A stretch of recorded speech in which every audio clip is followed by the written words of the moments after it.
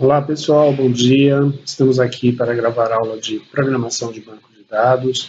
Nós vamos hoje fixar melhor os conceitos vistos na aula passada e vamos também trabalhar bastante de uma aula bastante prática diretamente com a ferramenta Workbench, ok? Então, nós vamos iniciar o nosso assunto de hoje fazendo a abertura dessa ferramenta e trabalhando diretamente nela. Então, aqui no cantinho, nós vamos colocar o Workbench, que já está instalado aqui. Espero que vocês tenham instalado também nas máquinas de vocês. Uma vez aberto aqui, nós vamos nos posicionar nessa primeira base de dados aqui, o local instance, o AMP MySQL 64, e vamos colocar a senha que nós já colocamos lá anteriormente, né, quando nós fizemos a instalação do banco. E aí vai abrir esta telinha aqui. Então, nessa telinha, nós vamos fazer a colocação das informações dos comandos SQL aqui. Aqui à esquerda, vocês notem os esquemas. Esquemas são como bancos de dados segmentados, que podem ser usados por departamentos dentro de uma empresa, para que um departamento não acesse dados de outro, ou se isso fosse uma instalação tipo cloud, eu poderia ter cada cliente dentro de um esquema desse, sem que o cliente não acesse dados do outro, e assim por diante. Então, eu tenho aqui, nesses esquemas pré-instalados e configurados, 3 esquemas, o Sakila, o Sys e o Word. Esses 2 esquemas, Sakila e o Word, já foram alvo de estudos da aula da semana anterior, né? Então, vocês puderam ver que entrando aqui nessa setinha, abrindo, na verdade, aqui, a setinha fica para baixo, ele mostra os componentes do esquema Sakila. Nós temos aqui tabelas, abrindo aqui as tabelas, e se eu abrir, mais uma vez, o conteúdo das tabelas. Então, a tabela Actor, por exemplo, tem as colunas Actor ID, First Name, Last Update. Se eu for aqui na categoria, na tabela City, eu tenho as colunas ou campos City ID, City, Country ID e Last Update. Então, tenho os conteúdos das tabelas que podem ser investigados diretamente por aqui, né? Posso abrir e fechar essas setinhas e deixar somente a visualização do esquema. Então, aqui embaixo, nós temos alguma informação adicional sobre o dado que foi, o objeto que foi selecionado aqui em cima. Aqui nessa grande área nós temos a parte de comandos do SQL, né? Temos aqui o script, que eu já carreguei previamente, chama script aula 2, para que a gente possa fazer os nossos comandos. Eu já cadastrei previamente isso aqui. Nós vamos rodar um por um e estudá-los todos, mas eu já deixei previamente colocado aqui para a gente ter um modelo e seguir por esse modelo.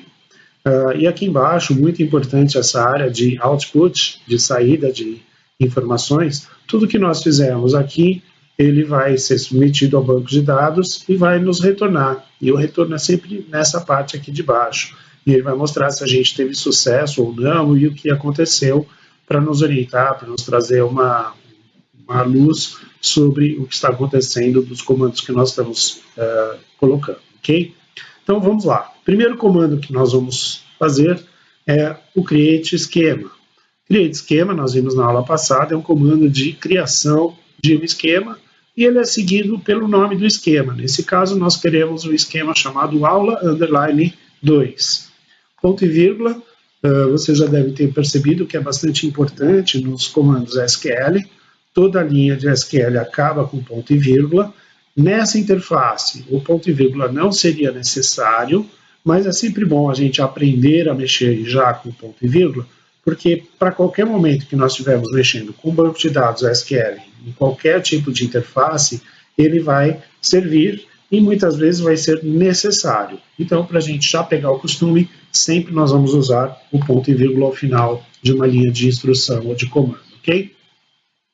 Para a gente fazer isso rodar, submeter isso ao banco de dados, nós iluminamos ou marcamos tudo isso com o cursor do mouse e apertamos esse primeiro raio aqui. Ele executa a porção selecionada ou tudo se não houver seleção. Então, como nós temos uma parte selecionada, nós clicamos aqui e rodou. Imediatamente aqui embaixo apareceu a primeira coisa que a gente rodou. Create esquema aula 2, uma linha afetada. Essa linha demorou 0,016 segundos. Essa linha afetada é nas tabelas de controle dos esquemas que existem lá. Peraí, professor, isso você diz que criou aqui o esquema aula 2, mas aqui não aparece. Por quê? Precisa atualizar aqui, esse botãozinho aqui à direita, é o botãozinho de atualização. Então, atualizou aqui, apareceu lá o esquema aula 2. O que tem dentro dele? Tem tabelas, views, etc. Mas olha, não tem setinha aqui. Por quê? Não tem tabela nenhuma dentro dele. Então, conforme nós vamos avançando, vocês vão observando como que isso vai mudar. Outro detalhe importante, nenhum desses esquemas está em negrito, né? Significa, eu não estou apontando ou me direcionando a nenhum deles. Precisamos sempre fazer isso antes de usar os nossos comandos SQL. Então, o próximo comando que a gente vê aqui na aula 3, na linha 3, é use aula 2, ou seja, eu estou apontando para esse esquema.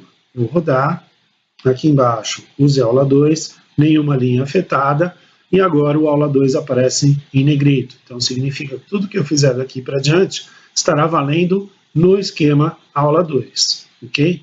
Claro que eu aqui, como superusuário, né, usuário administrador, tenho o direito de fazer todas essas coisas, de criar os esquemas, tabelas, de mexer em qualquer esquema.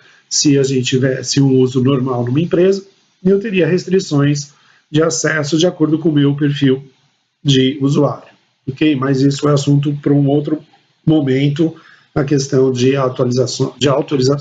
autorizações e revogações para usuários. Então, o próximo item que nós vamos fazer é criar uma tabela.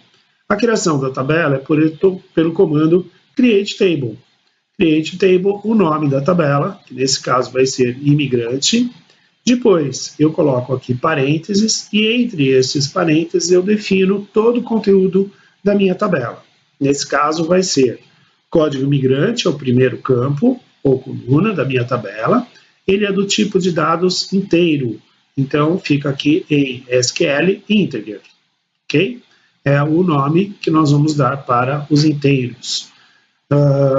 Nome imigrante é o segundo campo ou coluna, ele é do tipo caractere.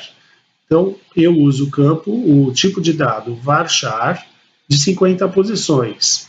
Quer dizer o quê? Esse campo ele tem tamanho variável e ele se destina a armazenamento de caracteres com até 50 posições. Se eu usar só 20, somente 20 serão utilizadas na memória e as outras 30 serão liberadas, ou 30 posições serão liberadas. Então, é interessante o uso desse campo, desse tipo de dado, porque ele economiza espaço no banco de dados e na memória. Depois nós temos aqui a idade. Idade também é um inteiro, então integer. Depois telefone, é um char de 19. Poderia ser um varchar? Sim, só mostrei aqui o char porque é um tipo possível também, só como um exemplo.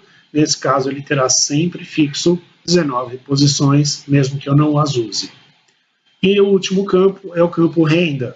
Ele é um tipo decimal, ele é numérico, mas ele é decimal. De que forma? Ele tem um total de 7 posições, sendo 2 decimais. Okay? Então, sempre a forma de interpretação do decimal é essa. O total de posições, vírgula, quantas delas são posições depois da vírgula. Então, nesse caso, eu tenho 7 menos 2, 5 posições à esquerda da vírgula e 2 posições na vírgula. Se eu estiver marcando aqui algum valor que seja do tipo moeda, em que eu tenho 2 casas decimais para os centavos, eu posso gravar, então, aqui qualquer coisa que ocupe até 5 decimais. Então, posso ter um valor de 99.999,99. Okay? Até esse valor eu consigo armazenar dentro desse campo, conforme está definido aqui. A partir de 100 mil, eu já não consigo mais, porque não cabe nesse espaço que foi definido. É importante nós dimensionarmos esse espaço de acordo com a necessidade da nossa aplicação. Nós vamos observar aqui qual é o tamanho do valor que deve ser colocado lá, quais são os tipos de valores que vão ser colocados, e a partir daí nós fazemos o dimensionamento. Assim, podemos mudar isso a qualquer momento com outros comandos de alterar a estrutura da tabela, né?